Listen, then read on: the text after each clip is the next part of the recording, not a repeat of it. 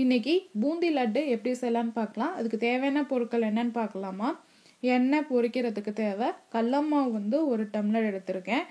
15 காஞ்ச திராட்சை, 8 ஏலக்காய், 1 டம்ளர் வந்து நான் சர்க்கரை எடுத்திருக்கேன். பாதாம் முந்திரி வந்து 10 வந்து செதுக்கி வச்சுருக்கேன் நான். அப்புறம் வந்து நெய் வந்து 4 டீஸ்பூன். அதுக்கப்புறம் வந்து 1 சிட்டிகை வந்து கேசரி பவுடர். இப்போ எப்படி செய்யலான்னு பார்க்கலாம். ஒரு கிண்ணியில் சர்க்கரையை ஃபஸ்ட்டு போட்டு நான் 1.5 டம்ளர் சர்க்கரைக்கு 1/2 டம்ளர் டு 3/4 டம்ளர் தண்ணி விட்டு நல்லா அதை வந்து கொதிக்க விட்டுருக்கேன். இது வந்து கம்பி பதத்துக்கு முன்னாடியே எடுக்கணும். இதை தெரியாதவங்க நல்லா 2 கொதி வந்தோடனே அதை வந்து நிப்பாட்டிடுங்க. நீங்கள் இப்போ பாருங்கள் நல்லா கொதியாகி வந்துட்டுருக்கு. அதை வந்து நிப்பாட்டிடலாம். இப்போ நிப்பாட்டி இதை வந்து சைடில் வச்சுருங்க. அடுத்தது ஒரு கப் எடுத்துக்கலாம். ஒரு மிக்சிங் பவுல் எடுத்து கடல மாவு ஃபஸ்ட்டு போட்டு மஞ்சத்தூள் வேணும்னா நீங்கள் போட்டுக்கோங்க, இல்லைன்னா வேணான்னு விட்டுருங்க. நான் மஞ்சத்தூள் போட்டிருக்கேன். அதில் வந்து துளுண்டு உப்பு போட்டுக்கலாம், ரொம்ப அதிகமாக போட வேணாம். இது வந்து இட்லி மாவோட கொஞ்சம் கெட்டியாக வந்து கரைச்சிக்கலாம். நம்ம அப்படி தெரியலனா இந்த கரண்டி அரிக்கரண்டியில் விட்டு பார்த்தீங்கன்னா மாவு நல்லா ரவுண்டாக கீழே விழுவுதான்னு பாருங்கள். அப்படி விழுவலைன்னா அதுக்கப்புறம் கொஞ்சம் லைட்டு தண்ணி விட்டு கரைச்சிக்கோங்க. இப்போ வந்து அரைக்கரண்டியில் இப்படி ஒரு மாவு ஊற்றி கரண்டி வச்சு தேய்ச்சிங்கன்னா அழகாக ரவுண்டாக பூந்தி வந்துடும். இப்போ பாருங்கள் பூந்தி வந்து ரெடி ஆகிட்டுருக்கு. இப்போ பூந்தி வந்து அரிச்சு அப்படியே வந்து சர்க்கரை பாவில் போட்டுக்கணும். நம்ம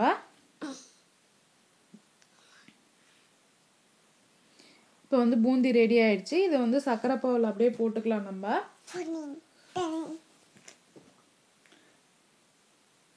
சர்க்கரை பாவில் போட்டு இதை வந்து அரிக்க அதிலே ஒன்று அப்படியே போட்டுடணும். நம்ம போட்டுட்டு இப்போ வந்து நான் ஃபுல்லாக முடிஞ்சதுக்கப்புறம் என்ன பண்ணுறோன்னா இதுக்கு வந்து என்னென்ன அதில் கலக்கணுமோ அதெல்லாம் கலந்துக்கலாம்.